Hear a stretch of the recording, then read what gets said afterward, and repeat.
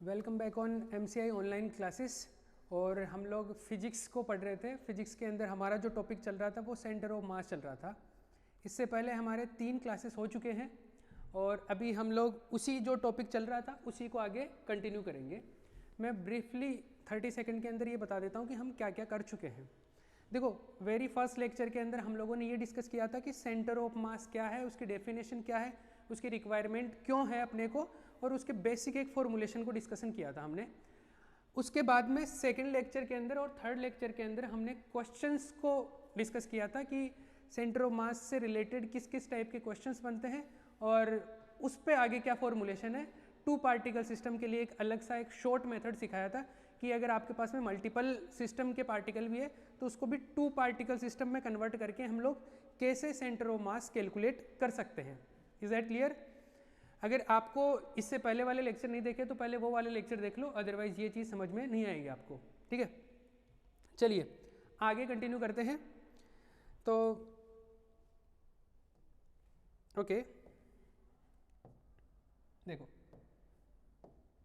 Centre of मास से related हमने last class में 2 पार्टिकल सिस्टम की बात की थी। तो 2 पार्टिकल सिस्टम में एक तो x1 और एक तो x1 और एक x2, ये 2 चीज़ें हमने कैलकुलेट की थी कि अगर अपने पास में 2 पार्टिकल है, लाइक एक m1 है एक m2 है और दोनों पार्टिकल के बीच में अगर डिस्टेंस d है तो इनका जो सेंटर ऑफ मास रहेगा इनको ज्वाइन करने वाली लाइन पे ही कहीं ना कहीं होगा। और हम लोगों ने ये बोला था कि मान लो सेंटर ऑफ मास कुछ यहाँ पे है, अपने को नहीं पता कहाँ पे एग्जैक्ट पोजीशन, लेकिन सेंटर ऑफ मास यहाँ पे कंसिडर कर लो तो सेंटर ऑफ मास से इस m1 पार्टिकल का डिस्टेंस x1 है और m2 पार्टिकल का डिस्टेंस कितना है, x2 है। तो x1 का वैल्यू क्या आया था, x1 का वैल्यू आया था m2, मतलब जिसकी डिस्टेंस कैलकुलेट कर रहे हो वो नहीं आता ऊपर, दूसरा वाला पार्टिकल का मास आता है, अपॉन नीचे m1 प्लस m2 इंटू दोनों पार्टिकल के बीच का टोटल डिस्टेंस। ठीक है, और इसमें क्या आता है, इसमें आता है m1 upon m1 plus m2 into D. इस तरीके से हमने कैलकुलेट किए थे ये 2 फॉर्मूले। ये आपको याद रखने, रट लेना इनको बिल्कुल, क्योंकि इससे अपना कैलकुलेशन थोड़ा सा आसान हो जाता है, जल्दी हो जाता है, टाइम कम लगता है। ठीक है, चलो इसके बेसिस पे चलो एक क्वेश्चन और करवा देता हूँ, फिर मैं नया टॉपिक चालू करूँगा जिसके अंदर हम लोग कॉन्टिन्यूस मास डिस्ट्रीब्यूशन जो है उसको डिस्कस करेंगे और सेंटर ऑफ मास के एक नए पैटर्न को सीखेंगे। लेकिन उससे पहले इस पे बेस्ड एक और क्वेश्चन करा देता हूँ। देखो ऐसा है, मान लो आपके पास में ये x एक्सिस है, ये y एक्सिस है, एक पार्टिकल है आपके पास में यहाँ पे, मान लो 2 kg का, ठीक है, और एक पार्टिकल है आपके पास में यहाँ पे, ये भी 2 kg का है, और मुझे सेंटर ऑफ मास के कोऑर्डिनेट पता करने हैं। क्या करना है, सेंटर ऑफ मास के कोऑर्डिनेट पता करने हैं। मान लो कि ये एंगल आपके पास में है 37 डिग्री और ये जो बीच की डिस्टेंस है ये है 10 मीटर। कितनी है, 10 मीटर बीच की डिस्टेंस। तो मुझे क्या पता करना है, सेंटर ऑफ मास के कोऑर्डिनेट पता करने हैं। तो देखो कैसे किए जाएंगे, आप एक बार पॉज करके ट्राई कर सकते हो, फिर इसका सॉल्यूशन देख लो। देखो ऐसा है, ये 2 kg है, ये 2 kg है, मुझे 2 पार्टिकल सिस्टम का तो डायरेक्टली पता है। देखो मैंने इसमें वैल्यू आसान ली है 2-2 kg, ताकि एक बार इस टाइप का समझ में आ जाए, फिर मैं कुछ एक क्वेश्चन दे दूंगा वो खुद से कर लेना। 2 kg 2 kg, तो इसका इन दोनों पार्टिकल का सेंटर ऑफ मास कहाँ रहेगा, इन दोनों के बीच में कहीं ना कहीं पॉइंट पे रहेगा। तो इन दोनों के बीच में कहीं ना कहीं पॉइंट पे कहाँ रहेगा, क्योंकि दोनों मास बराबर है तो बिल्कुल बीच में रहता है। करेक्ट, बिल्कुल बीच का मतलब क्या हो गया, ये यहाँ से 10 मीटर है तो यहाँ से कितना हो गया, 5 मीटर डिस्टेंस पे, मतलब ये 5 मीटर डिस्टेंस पे, तो सेंटर ऑफ मास यहाँ पे है, मतलब मुझे इसका पोजीशन वेक्टर पता है 5, तो क्या इसके मैं कोऑर्डिनेट पता कर सकता हूँ क्या, मतलब ये 5 पता है तो ये इधर इसके कंपोनेंट निकाल लेंगे। अगर इसके कंपोनेंट कैलकुलेट कर ले तो एक तो ये y कोऑर्डिनेट हो जाएगा और ये क्या हो जाएगा, x कोऑर्डिनेट। अरे बात समझ में आ रही होगी, ये 2 kg तो बीच में इसका सेंटर ऑफ मास मिल गया, ये सेंटर ऑफ मास है, पोजीशन तो पता चल गई सेंटर ऑफ मास की, लेकिन इसके कोऑर्डिनेट पता करने, कोऑर्डिनेट पता करने के लिए ये 5 है तो इसका इधर तो एक तो आएगा 5 cos 37, ये x तो क्या आएगा 5 cos 37, cos 37 जो होता है वो 4/5 होता है, तो ये तो हो गया 4, और ये आ गया y जो आएगा 5 का इधर sine component 5 sine 35 sine 37 sine 37 होता है 3/5, तो ये हो गया अपने पास में 3, मतलब x कोऑर्डिनेट आ गया 4 और y कोऑर्डिनेट कितना आ गया 3, तो अपने पास में आ गया 4,3। ये आ गए सेंटर ऑफ मास के x and y coordinate, correct है। चलिए आगे बढ़ते हैं। अच्छा मैं आपको एक क्वेश्चन दे देता हूँ, आपको खुद से करना है ये। इसमें क्या किया मैंने, वैल्यू चेंज की है। ये मान लो 2 kg आपके पास में, और ये है आपके पास में कितना, ये है मान लो 4 kg। अब मुझे सेंटर ऑफ मास के कोऑर्डिनेट बताने हैं, और इन दोनों के बीच में अगर मैं बात करूं ये है 18 मीटर और ये 37 डिग्री का एंगल है, ठीक है। 37 ना लेके आप इसको 30 डिग्री ले लो, 30 डिग्री का एंगल है। तो आपको क्या पता करना है, सेंटर ऑफ मास के कोऑर्डिनेट पता करना है। ये खुद से ट्राई कर लेना, सेंटर ऑफ मास के कोऑर्डिनेट पता करना है आपको, ओके। ये आप खुद से ट्राई कर ले। चलिए आगे बढ़ते हैं। अब देखो, अब जो टॉपिक पढ़ाने वाला हूँ ना, ये इस वे में इंपॉर्टेंट है कि आगे हम जब मोमेंट ऑफ इनर्शिया डिस्कस करने वाले हैं, मोमेंट ऑफ इनर्शिया में भी एग्जैक्टली सेम पैटर्न फॉलो होने वाला है जो यहाँ पे फॉलो होगा सेंटर ऑफ मास कैलकुलेट करने के लिए। तो इसमें काफ़ी सिमेट्री देखने को मिलेगी। अगर ये चीज़ समझ में आई, अच्छे से समझे आप लोग, तो आगे यूज होगा ये। तो इसको ठीक से समझना। देखो क्या है, अभी तक हमने सेंटर ऑफ मास का जो कंसेप्ट है उसको इस वे में डिस्कस किया। किस वे में, कि अपने पास में जो पार्टिकल है, या तो 2 पार्टिकल हो, या मान लो 3 पार्टिकल है, ट्राइंगल पे रखे हुए हैं 3 पार्टिकल, या मान लो एक स्क्वायर के वर्टिसेस पे रखे हुए हैं, या एक रेक्टेंगल के वर्टिसेस पे रखे हुए हैं। इस तरीके से पार्टिकल्स रखे थे, 2 थे, 3 थे, 4 थे, 5 थे, n थे। मतलब आप पार्टिकल्स को काउंट कर सकते थे। तो एक तरीका तो ये है, जब पार्टिकल्स को काउंट कर सकते हैं तो उस टाइप के सिस्टम को हम बोलते हैं डिस्क्रीट सिस्टम। क्या बोलते हैं, डिस्क्रीट सिस्टम, या डिस्क्रीट डिस्ट्रीब्यूशन है मास का। मतलब मास कैसे डिवाइडेड है, इस तरीके से डिवाइडेड है कि पार्टिकल्स को आप काउंट कर पा रहे हैं यहाँ पे, तो इसको बोलते हैं डिस्क्रीट मास डिस्ट्रीब्यूशन। अब जो दूसरा है जिसमें आप पार्टिकल को काउंट नहीं कर पाएंगे, ऐसा सिस्टम होगा। कैसे, जैसे मान लो कि ये ह्यूमन बॉडी है, मुझे इसका सेंटर ऑफ मास पता करना है। अब इसका मास एक पॉइंट के ऊपर नहीं है, पूरे बॉडी में डिस्ट्रीब्यूटेड है, तो इसका सेंटर ऑफ मास पता करना है। जैसे मान लो ये मार्कर है, इसका सेंटर ऑफ मास पता करना है। अब इसका जो सेंटर ऑफ मास है वो डिस्ट्रीब्यूटेड है वॉल्यूम में, मतलब वॉल्यूम वाइज डिस्ट्रीब्यूटेड है, या कहीं लेंथ के ऊपर डिस्ट्रीब्यूटेड रहता है। मतलब मास ऐसे डिस्ट्रीब्यूटेड रहता है कि वो पार्टिकल आप काउंट नहीं कर पा रहे, वो कोई सिंगल पार्टिकल नहीं है, वो पूरा एक बॉडी के अंदर डिस्ट्रीब्यूटेड है mass. Are you getting the point. तो इस टाइप के जब मास डिस्ट्रीब्यूशन होता है तो उसमें सेंटर ऑफ मास कैसे कैलकुलेट किया जाए उसके बारे में बात करते हैं। तो क्या है, centre of mass of continuous mass distribution. Continuous mass distribution जो है उसके लिए सेंटर ऑफ मास कैसे कैलकुलेट किया जाए वो हम डिस्कस करने वाले हैं। चलो, अब कॉन्टिन्यूअस मास डिस्ट्रीब्यूशन का सेंस तो आपको समझ में आ गया होगा कि मान लो कि एक आपके पास में एक मान लो ऐसा रेक्टेंगुलर शीट है, मतलब एक लोहे का ऐसा प्लेट है, स्टील का प्लेट है, या लकड़ी का प्लेट है, या कागज़ का प्लेट है, एक मटेरियल है, ऐसे एरिया है उसका कुछ, तो मास जो है इस पूरे एरिया में डिस्ट्रीब्यूटेड है। अब मुझे इसका सेंटर ऑफ मास चाहिए। या मान लो आपके पास में एक डिस्क है, इसका सेंटर ऑफ मास चाहिए। डिस्क है, डिस्क समझते हो, जैसे सीडी का आता है ना, डीवीडी डिस्क, वैसा। या फिर मान लो आपके पास में एक सिलेंडर है, सिलेंड्रिकल फॉर्म का कोई भी ऑब्जेक्ट है, जैसे एक बोतल है, इसका सेंटर ऑफ मास चाहिए अपने को, ठीक है। सिलेंडर होलो, मतलब खाली भी हो सकता है, सिलेंडर भरा हुआ भी हो सकता है, सॉलिड भी हो सकता है, होलो भी हो सकता है, ऐसा है। या स्फेरिकल फॉर्म का कोई है, जैसे एक बॉल है, फुटबॉल, क्रिकेट बॉल, कोई भी एक बॉल है, इसका सेंटर ऑफ मास। अब ये बॉल है तो एक स्फीयर है एक तरीके से, और स्फीयर सॉलिड भी हो सकता है, होलो भी हो सकता है, मतलब खाली भी हो सकता है, पूरा भरा हुआ भी हो सकता है। इनके सेंटर ऑफ मास पता करने हैं। तो इसमें अपने पास में ऐसा नहीं है कि बहुत सारे 5 पार्टिकल है, 10 पार्टिकल है, ये तो पूरा एक बॉडी है, लेकिन इसमें मास जो है आप उसको ऐसे काउंट नहीं कर पाएंगे कि देखो 1 पार्टिकल ये रहा, 2 पार्टिकल ये रहा, 3 पार्टिकल, ऐसे काउंट नहीं कर पाएंगे। मास जो है वो पूरा इसमें एरिया में डिस्ट्रीब्यूटेड है, इसमें वॉल्यूम में डिस्ट्रीब्यूटेड है, इस तरीके से मास का डिस्ट्रीब्यूशन है। तो मास जब ऐसे डिस्ट्रीब्यूटेड रहता है इसको बोलते हैं कॉन्टिन्यूस मास डिस्ट्रीब्यूशन। मतलब मास कैसे डिस्ट्रीब्यूटेड है, कॉन्टिन्यूसली है, ऐसे अलग अलग नहीं है कि आप उसको काउंट कर पाए। तो इस टाइप के डिस्ट्रीब्यूशन को हम बोलते हैं कॉन्टिन्यूस मास डिस्ट्रीब्यूशन। और कॉन्टिन्यूस मास डिस्ट्रीब्यूशन जो होता है ना वो 3 टाइप का होता है। कितने टाइप का? 3 टाइप का होता है। तो 3 टाइप का कौन कौन सा, सुनना ध्यान से।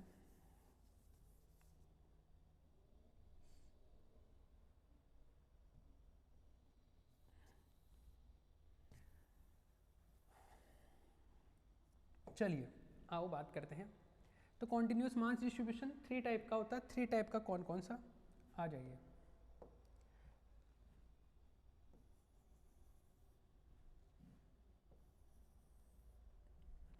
देखो एक तो है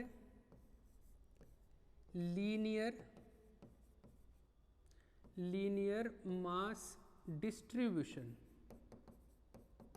लीनियर मास डिस्ट्रीब्यूशन। दूसरा कैसा है, सरफेस मास डिस्ट्रीब्यूशन। और third one volume mass distribution. तो 3 टाइप का डिस्ट्रीब्यूशन है। लीनियर मास डिस्ट्रीब्यूशन के अंदर जो मास होता है वो लेंथ के ऊपर डिस्ट्रीब्यूटेड है। लेंथ के ऊपर कैसे, जैसे मान लो ये वायर है, इस वायर के ऊपर वायर का कुछ ना कुछ तो मास होगा ही। जैसे वायर हो गया या कोई स्ट्रिंग हो गया, मतलब कोई रस्सी है तो उसका कुछ ना कुछ मास होगा। वैसे इसका जो है जैसे लेंथ है तो ये इसका मास जो है वो लेंथ के ऊपर डिस्ट्रीब्यूटेड है। हाँ कोई ये भी बोल सकता है कि इसका वॉल्यूम है, ये तो एक थोड़ा सिलेंड्रिकल टाइप का है, लेकिन इसकी शेप को है ना हम जब इग्नोर कर लेते हैं तो हम ये बोलते हैं कि ये लेंथ वाइज डिस्ट्रीब्यूटेड है। कैसे है, लेंथ के अंदर डिस्ट्रीब्यूटेड है। तो लीनियर मास डिस्ट्रीब्यूशन कब होगा, जब मास लेंथ वाइज डिस्ट्रीब्यूटेड है, मतलब वायर के ऊपर आ गया, रोप के ऊपर, स्ट्रिंग के ऊपर। तो लेंथ में जब डिस्ट्रीब्यूशन होता है मास का, लेंथ में, तो मास डिस्ट्रीब्यूशन किसके ऊपर है, ओवर द लेंथ। इसमें surface mass distribution, surface mass distribution area wise होता है, मतलब सरफेस एरिया में, सरफेस एरिया में डिस्ट्रीब्यूशन होगा। ठीक है। थर्ड है वॉल्यूम मास डिस्ट्रीब्यूशन। ये मास कहाँ पे डिस्ट्रीब्यूटेड है, वॉल्यूम के अंदर भरा हुआ है मास। ये कहाँ, एरिया के ऊपर ऊपर है, ये कहाँ पे, लेंथ पे है। तो ये है वॉल्यूम में डिस्ट्रीब्यूशन होगा। ठीक है, इतनी बात हमको समझ में आ गई। अब जैसे मान लो कि आपके पास में लेंथ वाइज कैसे, मान लो आपके पास में एक रस्सी है। अब देखो रस्सी ऐसे है, एल लेंथ की, एल लेंथ की रस्सी है, लेकिन रस्सी को दिखाने के लिए मैं एक ऐसे लाइन ना बना के ऐसे थोड़ा सा उसकी थिकनेस भी बना देता हूँ। वैसे थिकनेस हम क्या लेके चल रहे हैं, इग्नोर कर रहे हैं, थिकनेस नहीं है इसकी। वैसे तो इसकी थिकनेस होती है प्रैक्टिकली तो, लेकिन हम इसकी थिकनेस क्या कर रहे हैं, नेग्लिजिबल ले रहे हैं, क्योंकि वायर ही कंसिडर कर रहे हैं इसको। तो ये क्या है, एल लेंथ का एक वायर है। इसकी जो थिकनेस है लेंथ के कंपैरिजन में नेग्लिजिबल होती है। जैसे लेंथ है मान लो 5 मीटर का वायर है और थिकनेस बहुत में है या सेंटीमीटर में, तो उसको हम इग्नोर कर लेते हैं अभी। तो ये लेंथ वाइज डिस्ट्रीब्यूटेड है मास। तो जब मास लेंथ वाइज डिस्ट्रीब्यूटेड है, मान लो इस वायर का, इस पूरे का लेंथ तो एल और इसका मास है कैपिटल एम, मतलब एम मास जो है वो एल लेंथ के ऊपर डिस्ट्रीब्यूटेड है। ओके, करेक्ट है। एरिया में क्या होगा, एरिया में ऐसा है, जैसे मान लो कि एक प्लेट है, शीट है, शीट बोल दो, प्लेट बोल दो। एरिया में जब डिस्ट्रीब्यूशन होता है तो एरिया मान लो ऐसा है, जरूरी नहीं कि ये रेक्टेंगुलर हो या स्क्वायर शीट हो, कैसा भी शीट हो सकता है। पर फिलहाल के लिए मैं बोलूँ कि एक शीट है, पूरा आपका जो मास है वो एरिया में आपने इसे फैला दिया। ठीक है, तो एरिया में फैला दिया, तो इसका एरिया है मान लो ए और इसका मास कितना है, कैपिटल एम। तो एम मास को आपने किस में फैला दिया, एरिया में। जैसे शादी के अंदर काजू कतली बनाते हैं ना, तो वो पूरा मटेरियल तैयार करने के बाद में फिर उसको ऐसे बिछा देते हैं, मतलब ऐसे एरिया में डिस्ट्रीब्यूट कर देते हैं। वैसे उसकी थोड़ी थिकनेस भी होती है तो उसमें वॉल्यूम भी होता है, लेकिन अभी हम क्या कर रहे हैं, जब एरिया की बात करें तो उसकी जो थिकनेस है उसको हम लोग नेग्लिजिबल कर रहे हैं एरिया के कंपैरिजन में। तो हम यही मान के चलेंगे कि जो मास डिस्ट्रीब्यूटेड है वो किस में है, ओनली सरफेस एरिया में है। करेक्ट है? ओके। जैसे मान लो आपकी शॉल या चादर होता है ना, तो चादर आप लोग ऐसे बिछा देते हो, तो चादर का भी तो कुछ मास होता है, वो इतने एरिया में जितनी दूर में बिछा दिया उतने में उसका क्या हो जाता है, मास डिस्ट्रीब्यूशन हो जाता है। तो वो जो चादर है उसकी थिकनेस तो बहुत कम है, तो वो डिस्ट्रीब्यूशन, उसका मास का डिस्ट्रीब्यूशन किस में, सरफेस में, मतलब एरिया में। तो ये ऐसा हो गया। वॉल्यूम मास डिस्ट्रीब्यूशन, जैसे मान लो वॉल्यूम का तो सिंपल, आपने एक मिट्टी ली, मिट्टी मान लो ऐसे 50 ग्राम मिट्टी ली और उसका एक लड्डू बना दिया, तो पूरा जो 50 ग्राम मास है वो किस में, वॉल्यूम में ही तो फैला हुआ है। तो अगर मान लो कि आपने ऐसे m मास लिया और v वॉल्यूम में आपने डिस्ट्रीब्यूट कर दिया, ठीक है। आई थिंक वो स्क्रीन आ रहा होगा, वहाँ पे कट तो नहीं रहा ना, ओके। चलो आगे बढ़ते हैं। लेंथ वाइज अगर आपको स्पीड धीरे लगे, मुझे लगता है कि मैं स्पीड थोड़ा सा स्लो पढ़ाता हूँ, तो आप 2x की स्पीड में देख सकते हो, उसमें कोई प्रॉब्लम नहीं है, आपको जैसे ठीक लगे। तो यहाँ पे लेंथ वाइज डिस्ट्रीब्यूटेड है मास, तो मास जब लेंथ वाइज डिस्ट्रीब्यूटेड है तो यहाँ पे एक टर्म डिफाइन किया गया है जिसको बोलते हैं डेंसिटी। क्या? Density, mass density. तो यहाँ पे जो मास डेंसिटी है 3 टाइप का होगा। जैसे जब लेंथ पे डिस्ट्रीब्यूटेड है तो इसको बोलते हैं लीनियर मास डेंसिटी। क्या बोलते हैं? Linear mass density. इसको लिखते हैं लेमडा से। इसका क्या मीनिंग होता है अभी बताऊंगा। इधर जो है वो आता है सरफेस मास डेंसिटी या एरियल मास डेंसिटी भी बोल सकते हैं। ये क्या आता है? सरफेस मास डेंसिटी, इसको हम लिखते हैं सिग्मा। और इधर जो आता है वॉल्यूम मास डेंसिटी, इसको हम लोग लिखेंगे रो से, ठीक है। क्या मीनिंग है इनका? 3 टर्म बनाए गए ना, इनका मीनिंग क्या है? इनका मीनिंग ये है कि लीनियर मास डेंसिटी ये बताता है कि देखो m लेंथ, m मास जो l लेंथ के ऊपर है, अगर मैं ऐसे बोलूं कि m मास l लेंथ के ऊपर डिस्ट्रीब्यूटेड है, m मास मतलब l मीटर के वायर पे m मास डिस्ट्रीब्यूटेड है, तो 1 मीटर के वायर पे कितना होगा? m बटे l, m upon l। m upon l क्या शो कर रहा है कि पर यूनिट लेंथ पे कितना मास डिस्ट्रीब्यूटेड है। Are you getting the point? ये क्या है? पर यूनिट लेंथ पे कितना मास डिस्ट्रीब्यूटेड है। ओके, तो ये पर यूनिट लेंथ पे जितना मास डिस्ट्रीब्यूटेड है ना, इसी को हम बोलते हैं लीनियर मास डेंसिटी, ठीक है। ये तो बचपन में हम सीखते थे ये तरीका, मैं डायरेक्ट बता देता हूँ अब आपको। क्या आपको क्या मिला? लेमडा m अपॉन l, मतलब mass upon total length, mass upon total length, mass upon length. तो ये आपको लेमडा मिल गया क्या? m बाई l, ये मिल गया भैया। इसी तरीके से surface mass density, surface mass density जिसको हम लोगों ने लिखा क्या? सिग्मा लिखा। ये क्या होगा? मास, टोटल मास अपॉन कहाँ पे डिस्ट्रीब्यूटेड है? एरिया में। तो ये हो गया आपके पास में मास अपॉन एरिया। तो देखो ये मास पर यूनिट एरिया हो गया। ये क्या हुआ? मास पर यूनिट लेंथ, मतलब यूनिट लेंथ पे, पर यूनिट लेंथ पे कितना मास है उसको लेमडा बोलेंगे, पर यूनिट एरिया में कितना मास है उसको सिग्मा बोलेंगे। और यहाँ पे क्या आएगा? यहाँ पे आएगा रो, जो कि क्या हो जाएगा? मास ओवर वॉल्यूम। तो ये आ जाएगा मास अपॉन वॉल्यूम। तो मास जो है वो वॉल्यूम वाइज डिस्ट्रीब्यूटेड, तो पर यूनिट वॉल्यूम में कितना मास डिस्ट्रीब्यूशन रहेगा, इस चीज़ के बारे में हम बात करते हैं। आई होप ये आपको समझ आ रहा होगा। करेक्ट? चलो आगे बढ़ते हैं।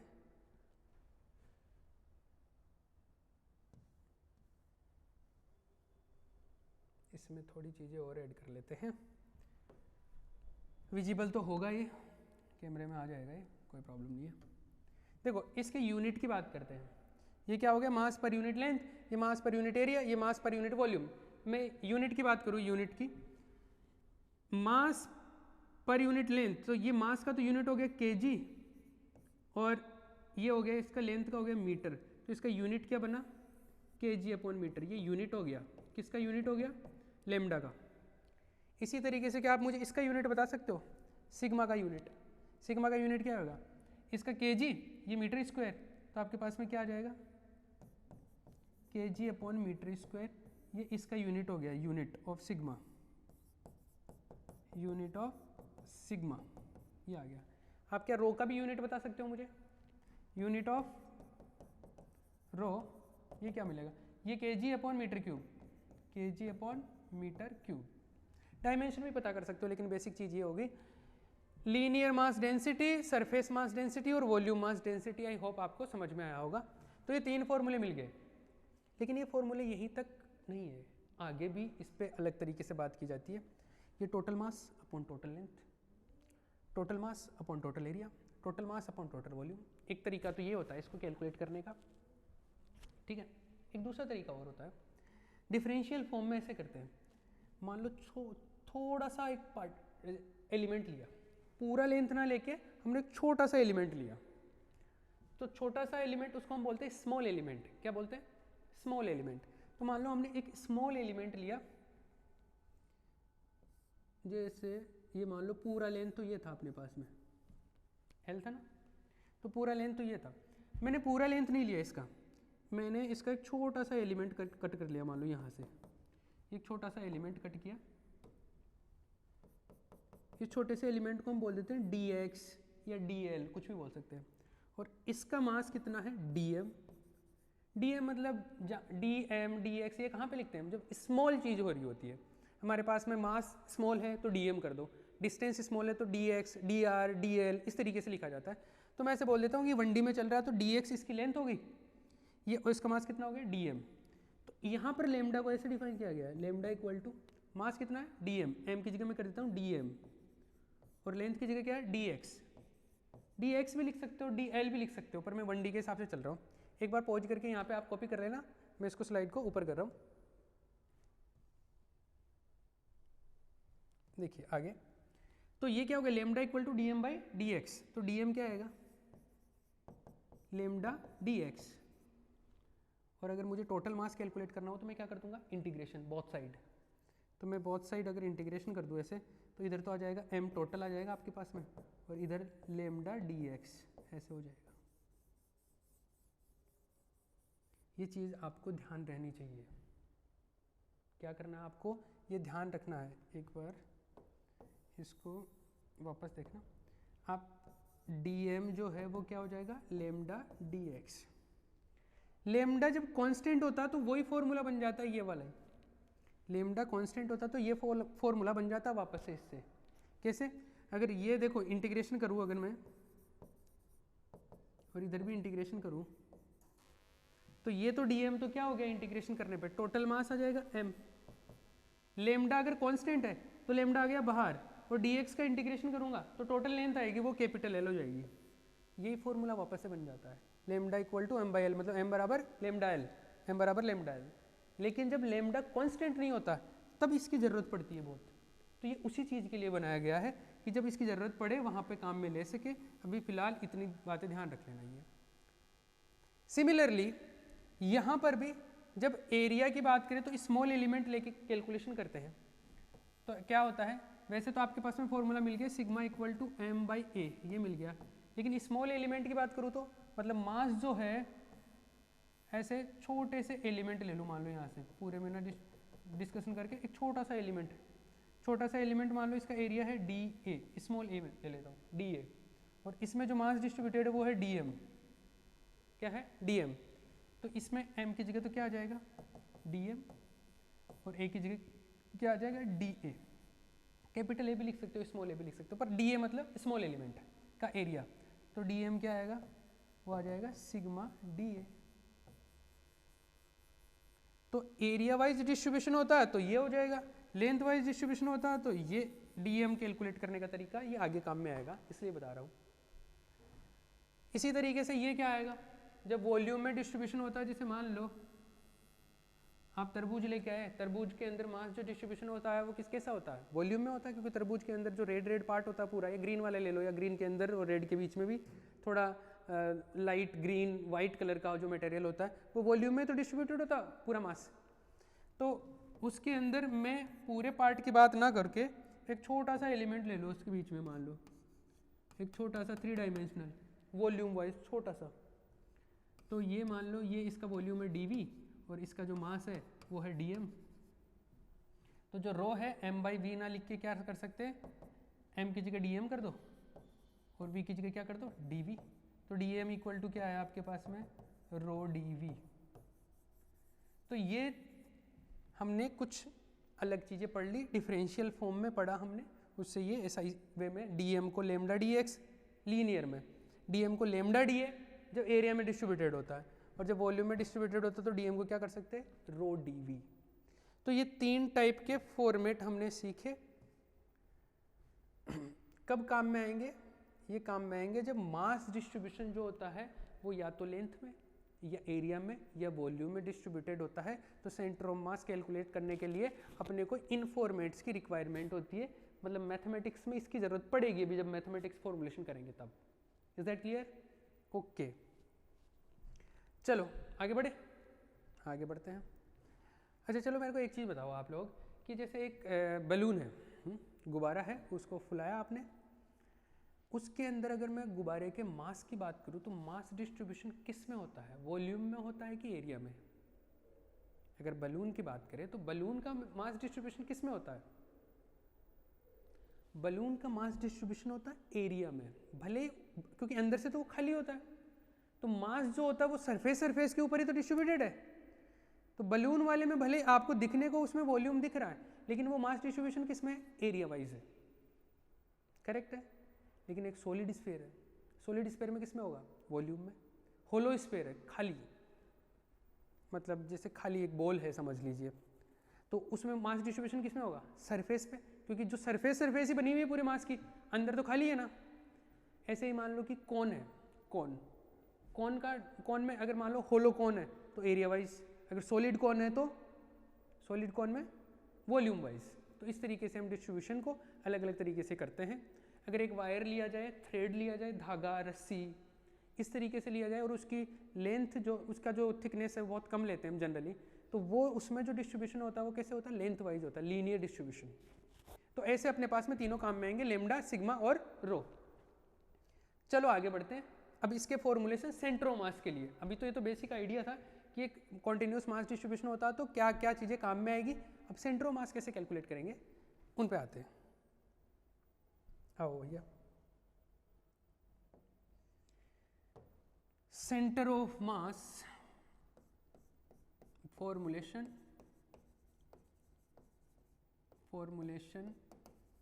Of centre of mass of bodies.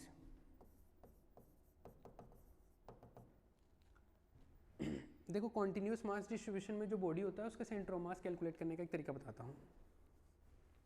जैसे ऐसा है, आपके जो पहले वाले फॉर्मूले हैं ना उसी से रिलेट करेगा, थोड़ा थोड़ा ध्यान से सुनना। जैसे आपके पास में RCOM होता है ना, उसका फॉर्मूला आपने ऐसे पढ़ा था, M1 R1 M2 R2 और इस तरीके से सो ऑन, और ये चलता रहता M1 प्लस M2 प्लस ऐसे। और इसी को आप समेशन के फॉर्म में भी लिखते थे। समेशन के फॉर्म में कैसे, ये कुछ ऐसे समेशन के फॉर्म में होता है, summation of MI RI upon summation of MI, ऐसे करते थे। अब ये तो तब था, I का मतलब क्या होता था, I का मतलब 1 2 3 ऐसे पार्टिकल लिखते थे, 1 2 3 4 5 ऐसे चलता रहता था n तक, मतलब पार्टिकल को आप काउंट कर पा रहे थे। तो ये तो पुराना वाला सिस्टम हो गया, लेकिन अब तो आप पार्टिकल को काउंट नहीं कर पा रहे। मैं आपको बोल दूँ कि होलोस्फीयर है, उसके अंदर आप कैलकुलेट करो तो आप उसके कितने टुकड़े करोगे, आपके लिए डिफिकल्ट हो गया। तो उसमें आप मास को काउंट नहीं कर सकते, मतलब नंबर ऑफ पार्टिकल्स को काउंट नहीं कर पा रहे आप। तो पार्टिकल को काउंट नहीं कर पा रहे तो इसमें क्या करते हैं, इसको कैलकुलेट करने का क्या तरीका होता है?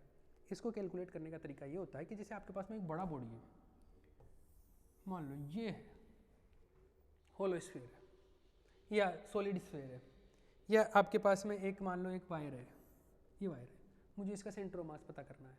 तो हम क्या करते हैं, हम एक इसका स्मॉल एलिमेंट कट कर लेते हैं, एक छोटा सा टुकड़ा काट लो इसका, क्या कर लो, इसका एक छोटा सा टुकड़ा कट कर लो, हम इसका एक छोटा सा टुकड़ा काट लेते हैं, छोटा सा, जिसका मास कितना है, मान लो dm मास है, और मान लो यहाँ से हम ओरिजिन लेके सेंटर ऑफ मास पता करना चाह रहे हैं। तो मुझे सेंटर ऑफ मास तो पूरे वायर का पता करना है, तो हम क्या करेंगे, छोटा सा टुकड़ा काट लेंगे पहले। ये जो छोटा सा टुकड़ा है, मान लो यहाँ से ये कुछ r डिस्टेंस पे है, कितने डिस्टेंस पे, r डिस्टेंस पे, और इसका सेंटर ऑफ मास पता करें और फिर इंटीग्रेशन करें तो टोटल का सेंटर ऑफ मास मिल जाएगा अपने को। कुछ आइडिया मिल रहा है? हम क्या कर रहे हैं, इंटीग्रेशन मेथड यूज कर रहे हैं। क्या करते हैं, इसमें छोटा सा टुकड़ा काट लेते हैं, स्मॉल एलिमेंट बोलते हैं इसको, एक स्मॉल एलिमेंट dm मास का r डिस्टेंस पे। तो इसके लिए फॉर्मूले कैसे बदल जाते हैं, देखो, जब काउंट नहीं कर सकते आप, कॉन्टिन्यूसली डिस्ट्रीब्यूशन होता है मास का, तो ये जो समेशन है ये इंटीग्रेशन में बदल जाता है। समेशन का मतलब भी होता है जोड़ना और इंटीग्रेशन का मतलब भी होता है जोड़ना। अगर एक रफली एक लैंग्वेज में बताऊं तो दोनों का मतलब भी क्या होता है, जोड़ना होता है। लेकिन समेशन काम में आता है जब चीज़ों का आप नंबर ऑफ पार्टिकल्स काउंट कर सकते हैं। यहाँ पे जब काउंट नहीं कर सकते तो कैसा आएगा, इंटीग्रेशन हो जाता है समेशन की जगह। m की जगह क्या आ जाएगा, dm, क्योंकि अब स्मॉल एलिमेंट है, dm, और उसका r, dm जो है ना उसका पोजीशन वेक्टर ये आ जाएगा r अपॉन m की जगह dm। तो सिंपल m की जगह तो dm रिप्लेस हो गया, समेशन की जगह क्या हो गया, इंटीग्रेशन रिप्लेस हो गया, और जो वेरिएबल चल रहा था वो तो वेरिएबल वैसे के वैसे आ गया। कोई प्रॉब्लम? ऐसे हम सेंटर ऑफ मास का पोजीशन वेक्टर पता कर लेंगे। सेंटर ऑफ मास का पोजीशन वेक्टर ऐसे पता करेंगे। क्या करना है, ये फॉर्मूला है, अब ये स्टैंडर्ड फॉर्मूला बन गया आपका, m की जगह dm, समेशन की जगह इंटीग्रेशन, और r की जगह r। पहले तो r1 2 3 ऐसे r ही चलता था, अब r कर दिया, फंक्शन हो गया अभी एक तरीके से कॉन्टिन्यूस के लिए। ये सेंटर ऑफ मास के लिए हमने कैलकुलेट किया। ओके, इसको थोड़ा आगे बढ़ते इलेबरेट करते हैं।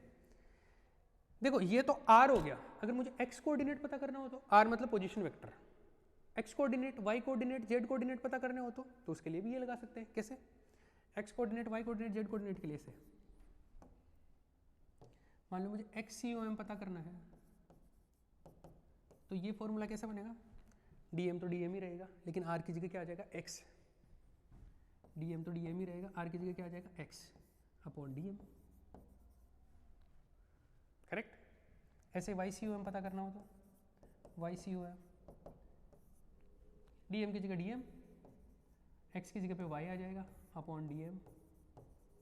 सिमिलरली z भी आ जाएगा, ZCOM अगर मुझे पता करना हो तो dm, एक सेकेंड,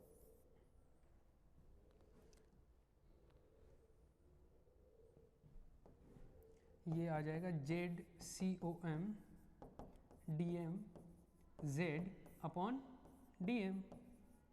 तो ये जो है आपके पास में सेंटर ऑफ मास के फॉर्मूले आ गए, किसके लिए, कॉन्टिन्यूस मास डिस्ट्रीब्यूशन। तो मास डिस्ट्रीब्यूशन अगर कॉन्टिन्यूस है तो वहाँ पे सेंटर ऑफ मास कैलकुलेट करने के लिए ये फॉर्मूले, कोऑर्डिनेट पता करने के लिए, पोजीशन पता करने के लिए, मतलब r पता करने के लिए ये कर लेना, x y and z of centre of मास पता करना हो तो ये कर लेना। डन। चलो भैया आगे बढ़ते हैं, आगे चले, चलना ही पड़ेगा। ओके भैया, ये है, इसमें देखो एक इंपॉर्टेंट बात और बताता हूँ। क्या ये काम में आएगी जब क्वेश्चंस करेंगे और आगे, तब अच्छा स्टैंडर्ड क्वेश्चन। इसमें क्या किया हमने, कॉन्टिन्यूस मास डिस्ट्रीब्यूशन के लिए एक छोटा सा एलिमेंट लिया r डिस्टेंस पे जाके, जब ये करेंगे तो x डिस्टेंस पे जाके छोटा सा एलिमेंट लेंगे, ये करेंगे तो y डिस्टेंस पे जाके छोटा सा एलिमेंट लेंगे। तो यहाँ पे जो छोटा सा एलिमेंट लिया है ना, ये जो r है, ये r क्या चीज़ है, आर है क्या? ये जो छोटा एलिमेंट लिया ना, इस छोटे से एलिमेंट का भी तो सेंटर ऑफ मास होगा कहीं ना कहीं। छोटे से एलिमेंट का सेंटर ऑफ मास मान लो ये बिल्कुल बीच में है, यहाँ पे तो वैसे ये इतना डिफरेंस क्रिएट करेगा नहीं, पर आगे जरूरत पड़ेगी इसकी। तो ये जो छोटा सा एलिमेंट है ना, उसके सेंटर ऑफ मास की पोजीशन है ये। पूरे बॉडी के सेंटर ऑफ मास तो कैलकुलेट कर रहे हैं, लेकिन ये जो स्मॉल एलिमेंट लिया है, इस स्मॉल एलिमेंट यहाँ से ओरिजिन से कितनी डिस्टेंस पे है, तो जो स्मॉल एलिमेंट का सेंटर ऑफ मास है ना, उसका आर है ये आर क्या है? R is position of centre of mass of DM. Small element जो डीएम है ना, उसके सेंटर ऑफ मास कहाँ पर, उसका पोजीशन क्या है, वो है ये। जैसे यहाँ पे मैं पूछूं ये x क्या चीज़ है, ये x क्या है, ये जो छोटा सा एलिमेंट लिया ना डीएम, उसका x कोऑर्डिनेट है, उसका x कोऑर्डिनेट है। x is what? x is what? x coordinate of DM, small element DM. Similarly अगर मैं आपसे पूछूं y क्या है, ये जो आपने स्मॉल एलिमेंट लिया उसका y कोऑर्डिनेट,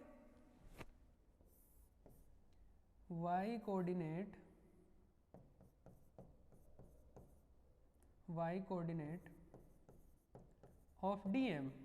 सिमिलरली z क्या हो गया? z क्या है? z coordinate of DM. ये राइट डाउन कर लेना। ओके, चलिए भैया, ये इतनी बात समझ में आ गई अपने को। अब हम करेंगे क्वेश्चंस के पैटर्न और उस पर क्वेश्चन करेंगे। तो एक बार यहाँ तक आप कॉपी कर लीजिए, फिर हम आगे कंटिन्यू करेंगे। इतना आपको ध्यान रहना चाहिए, मतलब जैसे आपने डिस्क्रीट के लिए किए थे ना वो फॉर्मूले, ये इस टाइप के, वैसे ये कॉन्टिन्यूस के लिए फॉर्मूले हैं। ये तो पोजीशन का, ये एक्स वाई जेड का, तो ये याद रहने चाहिए आपको। ये नीचे क्या है? Summation of DM. डीएम मतलब छोटा सा मास, और इंटीग्रेशन ऑफ डीएम क्या है? छोटा सा मास, स्मॉल एलिमेंट का मास, और उसका इंटीग्रेशन करते हैं मतलब टोटल मास। ये टोटल मास है। आप चाहो तो इसको एमटी भी लिख सकते हो, T for total mass, MT. इसको भी एमटी लिख सकते हो, इसको भी एमटी लिख सकते हो, लेकिन अब डायरेक्ट हर जगह पे एमटी नहीं लिख पाएंगे, अपने को कहीं कहीं पे जरूरत पड़ेगी, तो वहाँ पर हम लोग इसको कैलकुलेट करके ही लिखेंगे। ठीक है, ओके। अभी फिलहाल इतना कॉपी कर लो। एक बार मैं टाइम देख लेता हूँ, करीबन 20 मिनट की क्लास और होगी अपनी। एक बार यहाँ तक कॉपी कर लो आप।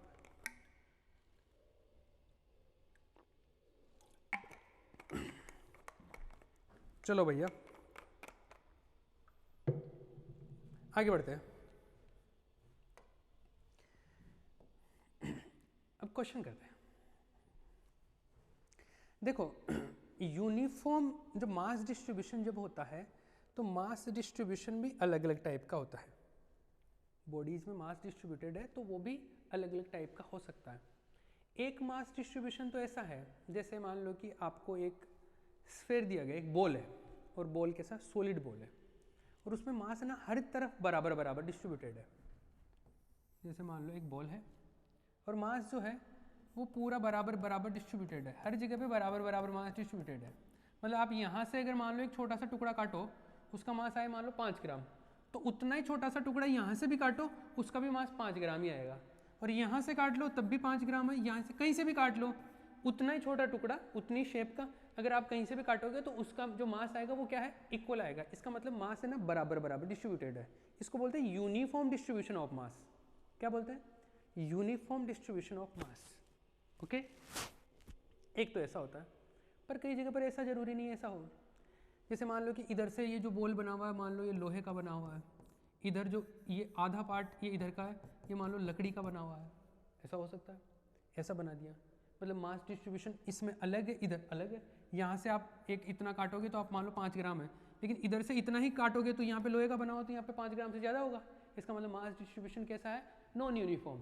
तो मास डिस्ट्रीब्यूशन भी कैसा कैसा हो सकता है? यूनिफॉर्म भी हो सकता है और मास डिस्ट्रीब्यूशन नॉन यूनिफॉर्म भी हो सकता है। Different type of mass distribution हो सकता है। तो ऐसी चीज़ें हमारे अभी काम में आएगी। अब देखो, मैं 2-4 क्वेश्चन कराता हूँ। सबसे पहले centre of mass of symmetric bodies. Symmetric bodies मैं 2-3 एग्जाम्पल बता देता हूँ, सारे नहीं बताऊंगा, फिर मैं स्लाइड शेयर करूंगा नेक्स्ट क्लास में। Centre of mass of symmetric bodies, जैसे मान लो आपके पास में एक सिमेट्रिक बॉडी है। सिमेट्रिक बॉडी का मतलब मास यूनिफॉर्मली डिस्ट्रीब्यूटेड है। जैसे मान लो आपके पास में एक वायर है, ये वायर वैसे इतना ऐसा होता नहीं, वॉल्यूम की वायर की थिकनेस नहीं होती है, लेकिन मैंने इसमें दिखा दी है। या चलो इसको हटा देते हैं, आप ऐसे ले लो।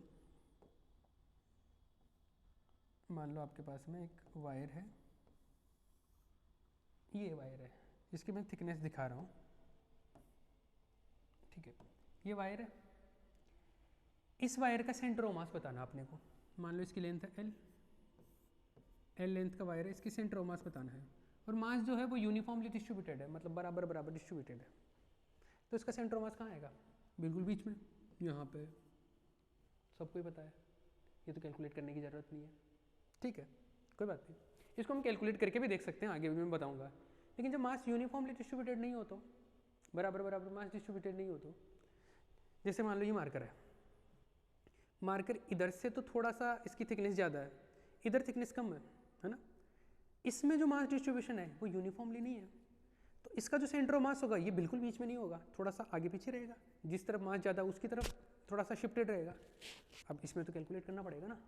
तो मास डिस्ट्रीब्यूशन कैसा है? नॉन यूनिफॉर्म है इसमें। तो इसमें यूनिफॉर्म वाले में तो डायरेक्ट पता चल जाता है, इसमें सिमेट्री की बॉडी में, सिमेट्री है बॉडी में। जैसे मान लो कि मैं दूसरा बताऊँ आपको, मान लो कि एक आपके पास में है एक शीट है, स्क्वायर शीट हो सकता है, रेक्टेंगुलर शीट हो सकता है। मान लो कि ये है स्क्वायर शीट है, ये ए है और ये भी ए है, स्क्वायर शीट।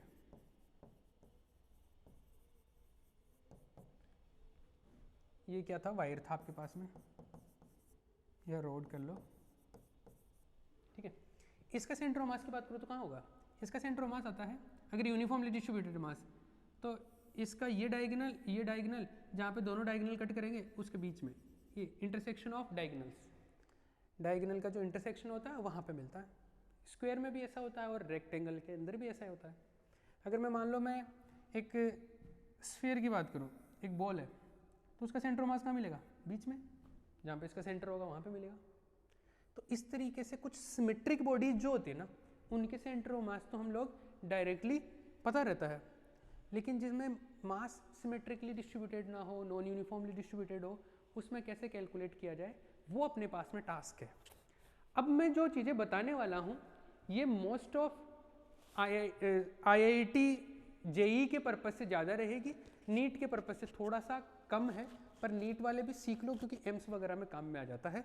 अभी जो स्टार्टिंग है तो सबके लिए यूजफुल है, लेकिन आगे वाली जो रहेगी वो थोड़ा JEE के पर्पज़ से थोड़ा सा ज़्यादा रहेगा। कुछ चीज़ें जो बताऊंगा मैं बता दूंगा, पर एम्स वगैरह में काम में आ जाती है, तो सीख लो। सीखने के लिए तो दोनों चीज़ें अच्छी